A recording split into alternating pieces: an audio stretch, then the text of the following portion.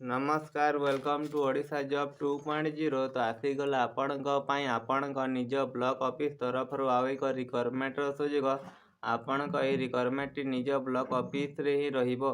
आपण रिक्वायरमेंट रे बहुत गुड़े पोस्ट रही आपण योग्यता आपण मिनिमम 10म +2 +3 टी पास करथिबे ताले आपण आवेदन टी करि परिबे। तो मु आपण को यही रिक्वायरमेंट रो संपूर्ण डिटेल आपण को सिलेबस कौन रहिबो, सैलरी केते रहिबो, लास्ट डेट केबे अछि, एज लिमिट कौन रहिबो संपूर्ण डिटेल जणेदेवी। तो आपण यही वीडियोटी को शेष पर्यंत देखंतु। ब्लॉक कोऑर्डिनेटर रिक्वायरमेंट 2026 रो डिटेल गुडी को देखिबा को गले आपणक ऑर्गेनाइजेशन नेम टी JKSS नुआपड़ा जिला तरफ रही अछि। टाइप ऑफ जॉब आपणक एनजीओ जॉब रही अछि। कैटेगरी टी आपणक ब्लॉक लेवल जॉब रही अछि।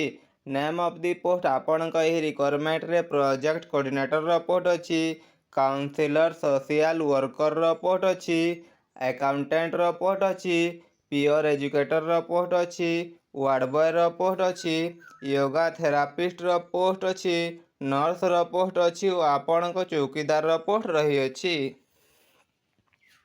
एप्लिकेशन मोड देखिबा को गले आपण ऑनलाइन माध्यम रे ईमेल माध्यम रे आपण आवेदन टी करि परिबे। Who can apply all Odisha candidate आपण आवेदन टी करि परिबे। प्लेस ऑफ दी पोस्टिंग आपण को ओडिशा र नुआपड़ा जिल्ला रे ही आपण को पोस्टिंग टी रहिबो। लास्ट डेट टी आपण को 20 जून 2026 रही अछि। जेंडर बोथ मेल और फीमेल कैटेगरी एही रिक्वायरमेंट पय आवेदन टी करि परिबे। एजुकेशनल क्वालिफिकेशन देखिबा को गले आपण को प्रोजेक्ट कोऑर्डिनेटर पोस्ट रे आपण ग्रेजुएशन करथिबे ता सहित आपण को कंप्यूटर नॉलेज थिबो ताले आपण आवेदन करि परिबे। काउंसलर सोशल वर्कर रे आपण MSW किंबा BA साइकोलॉजी किंबा सोशल साइंस रे करथिबे ताले आपण आवेदन टी करि परिबे। अकाउंटेंट रे आपण कॉमर्स रे ग्रेजुएशन करथिबे ताले आपण आवेदन करि परिबे। पियर एजुकेटर रे आपण 10म टी पास करथिबे आवेदन करि परिबे। वार्ड बॉय रे आपण 10म टी पास करथिले आवेदन करि परिबे। योगा थेरापिस्ट रे आपण BPED किंबा CPED करथिबे ताले आपण आवेदन टी करि परिबे। नर्स रे आपण GNM किंबा BSc नर्सिंग करथिबे ताले आपण आवेदन करि परिबे। चौकीदार रे आपण मिनिमम 10म टी पास करथिले आवेदन टी करि परिबे। एज लिमिट देखिबा को गले आपणक एही रिक्वायरमेंट रे मिनिमम एज टी आपणक 21 वर्ष रही अछि और मैक्सिमम एज आपणक 45 वर्ष रही अछि। और आपणक एज रिलैक्सेशन देखिबा को गले आपणक एही रिक्वायरमेंट रे जदि आपण ओबीसी कैटेगरी हेतिले आपणक 3 वर्षर एज रिलैक्सेशन दिया जिवो और ST SC हेतिले आपणक 5 वर्षर एज रिलैक्सेशन टी दिया जिवो।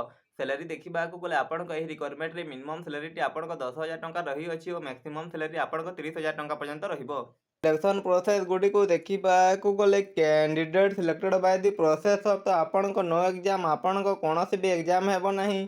आपन डायरेक्ट जाई कि इंटरव्यू टी देबे ताहा क्वालिफाई करथला पर आपन को डॉक्यूमेंट वेरिफिकेशन हबो तापर आपन फाइनल सिलेक्शन टी पाई परिबे। ओ आपन को एप्लीकेशन फी गुडी को देखिबा को गले आपन जे कोनोसी कैटेगरी रो होइतिले मध्ये आपन को थारु कोनोसी भी एप्लीकेशन फी लागिबो नहीं। आपन मागणा रे आवेदन टी करि परिबे। डॉक्यूमेंट गुडी को देखिबा को गले आपण को क्वालिफिकेशन अनुसार आपण जो पोस्ट में आवेदन करिथिबे सेही पोस्ट अनुसार आपण को सर्टिफिकेट टी देबे। Certificate indicating the date of birth आपण को 10मा सर्टिफिकेट टी लागिबो आपण ताहा देबे। Two recent colour passport size photograph लागिबो आपण ताहा देबे। आपण को कैटेगरी वाइज कास्ट सर्टिफिकेट लागिबो आपण ताहा देबे। और आपण को पाखरे कोनोसी एक्सपीरियंस सर्टिफिकेट अछि आपण से सर्टिफिकेट टी दे परिबे। ब्लॉक कोऑर्डिनेटर रिक्वायरमेंट रो इंपोर्टेंट डेट देखिबा को गले आपण को अप्लाई टी तो ऑलरेडी स्टार्ट हेछि। लास्ट डेट टी आपण को 20 जून 2026 रही अछि। आपण एही तारिख पर्यंत आवेदन टी करि कि सिलेक्शन टी नै परिबे। तो केमिति आवेदन करि परिबे तो प्रथमे आपण टेलीग्राम ग्रुप टी को जॉइन कर नेबे। मु डिस्क्रिप्शन रे लिंक दे देबी। टेलीग्राम ग्रुप टी को जॉइन कर सारला पर आपण सेही टेलीग्राम ग्रुप रो ऑफिशियल PDF टी डाउनलोड करिके आपण एप्लीकेशन फॉर्म टी को फिल अप करिके आवेदन टी करि परिबे। आपण को ए वीडियो रे किछि इन्फॉर्मेशन मिलिथबो ताले आपण एही वीडियो टी को लाइक करिके आम चैनल टी को सब्सक्राइब कर देबे। रहूची धन्यवाद।